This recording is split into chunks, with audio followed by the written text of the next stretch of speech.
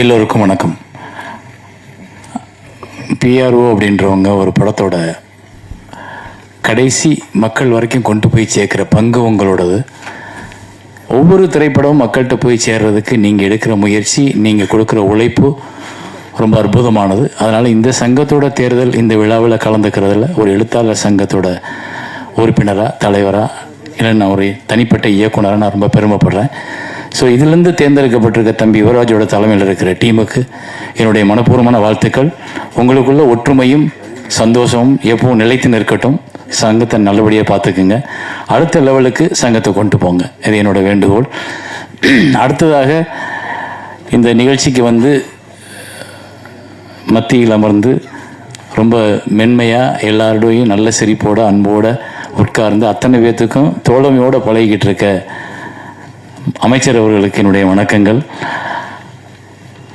எல்லாரும் கேட்குறாங்க, ஒவ்வொருத்தரும் ஒவ்வொரு வேண்டுகோள். ஸோ நாங்கள் எழுத்தாளர் சங்கத்துக்கு இப்போ தான் வந்திருக்கோம். எங்களோட குழு எங்களோட பொறுப்பை ஏற்று ஒன்று ஒன்றா பார்த்துக்கிட்டு இருக்கோம்.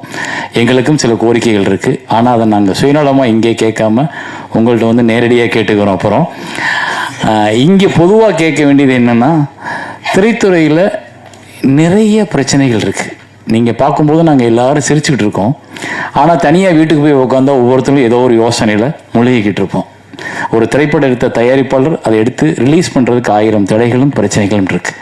ஒரு படத்தை எடுத்த இயக்குனர் அந்த படத்தை முடிக்கிறதுக்குள்ளே இருக்க பிரச்சனைகள் நிறையா இருக்குது. ஸோ நிறைய பிரச்சனைகள். அதாவது ஆக்சுவலி சிவா சார் சொன்னது கரெக்ட். என்னென்னா, இந்த இந்த இந்த இண்டஸ்ட்ரியை புரிந்து கொண்ட ஒருத்தர் எங்களுக்கு அமைச்சராக கிடைச்சது, அதை முதல்வர் கொடுத்ததுக்கு உண்மையிலே பெரிய ஹாட்ஸ் ஆஃப் சல்யூட். ஏன்னா அவங்க தான் இதை தீர்க்க முடியும். நாங்கள் இதுக்கு முன்னாடி எத்தனையோ ஆட்சிகளில் நாங்கள் எங்களோட கோரிக்கைகளை வச்சுருக்கோம். சிலது நிறைவேற்றிருக்காங்க, நிறையாவது நிறைவேற்ற முடியல. ஏன்னா அதுக்கு அவங்க பக்குவமாக உட்காந்து பேசலை. இங்கே நீங்கள் எங்களுக்கு ஒரு குழு உருவாக்கி என்ன பிரச்சனைகள் இருக்குது, இதை எப்படி சால்வ் பண்ணலாம். இங்கே அண்ணே ஒரே ஒரு சொன்னேன், இங்கே எல்லாரும் பிழைக்கணும். படம் ப்ரொடியூஸ் பண்ணும்போதே நாங்கள் வரி கட்டிடுறோம். ஆர்டிஸ்ட்லேருந்து நம்ம லொக்கேஷன்லேருந்து எல்லாத்துக்கும் வரியை கொடுத்துட்றோம். ஆனால் அந்த படத்தை ரிலீஸ் பண்ணுறதுக்கே தடுமாறும் பொழுது வரி அரசாங்கத்திற்கு போயிடுது.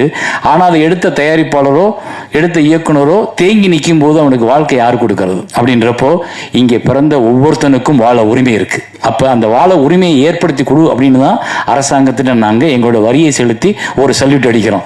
அதுக்கு எங்களுக்கு ஒரு வாழ்க்கை வேணும். அப்படின்னா எல்லாரும் பிழைப்பதற்கான வழியை அரசு உருவாக்குவதற்கு நீங்கள் திரைத்துறைக்கு ஒரு குழுவை உருவாக்கி அதன் மூலம் ஒரு 10 நாள் 15 நாள் எங்களோட டிஸ்கஷன் பண்ணீங்கன்னா என்னென்னலாம் இருக்கு, எப்படி எல்லாம் அதை சரி பண்ணலாம். இங்க எப்படி எல்லாரும் சார் சொன்னார்லப்பா, ஒரு போலீஸ்கார வர்றாரு, வேணான்னு சொல்றாரு, சல்யூட் அடிக்கிறாரு, யாரும் கேட்க மாட்டாங்க, போங்கன்னு சொல்ல. அதே போல ஒரு நாள் இங்க திரைத்துறையில் எல்லாரும் நல்லா இருக்காங்க, எல்லாரும் பிழைக்கிறாங்க, எல்லாரும் படம் ஓடுது, எல்லா இயக்குனரும் நல்லா இருக்காங்க, எல்லா தயாரிப்பாளர்களும் வீடு இருக்கு அப்படின்ற நிலைமை வரணும்னா அது இந்த காலகட்டத்தில் நடந்தாதான். இந்த காலகட்டம் தான் அதுக்கு சரியான காலம். ஏன்னா எங்கள் எல்லாரோட விஷயத்தையும் உற்று நோக்கிற, தெரிஞ்ச, ஒவ்வொரு நாள் ஷூட்டிங்கில் என்ன பிரச்சனைன்னு தெரிஞ்ச ஒரு முதலமைச்சர் இங்கே உட்காந்துருக்கார். ஸோ அவர் மூலமாக தான் எங்களுக்கு இதில் விடிவு காலம் வரும்னு நாங்கள் நம்புகிறோம். ஒரு சாதாரண இயக்குனராக நான் அதை உங்கள்கிட்ட முன்வைக்கிறேன். இதுக்கு என்ன நீங்கள் முயற்சி எடுத்தாலும் அதில் முதல்ல கூப்பிடுறாள் என் பெயராக இருந்தால் நான் சந்தோஷப்படுவேன். நன்றி, வணக்கம்.